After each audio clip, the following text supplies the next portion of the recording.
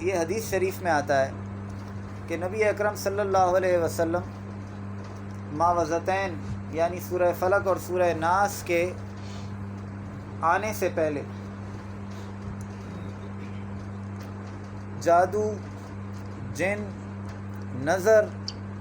کے لیے مختلف دعائیں پڑھا کرتے تھے، اور ہر بار صحابہ کرام کو مختلف دعائیں بتاتے تھے جو مختلف صحابہ یاد بھی کرتے تھے اور حدیث میں بھی ہیں اور ہمیں پہنچی بھی ہیں، جیسے بسم اللہ الذی لا یضر مع اسمہ شیء فی الارض ولا فی السماء اعوذ بکلمات التامات من شر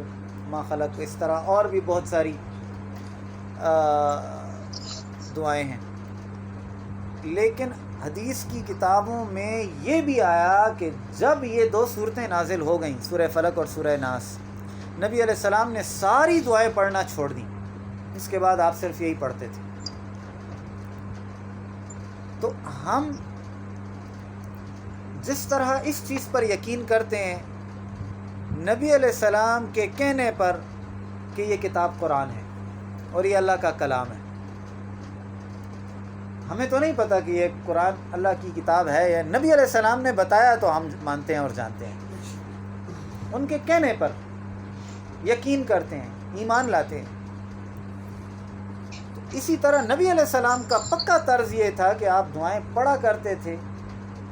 لیکن یہ دو صورتیں جب نازل ہوئیں تو آپ نے ساری دعائیں چھوڑ دیں۔ تو اب جن ہو، جادو ہو یا نظر ہو،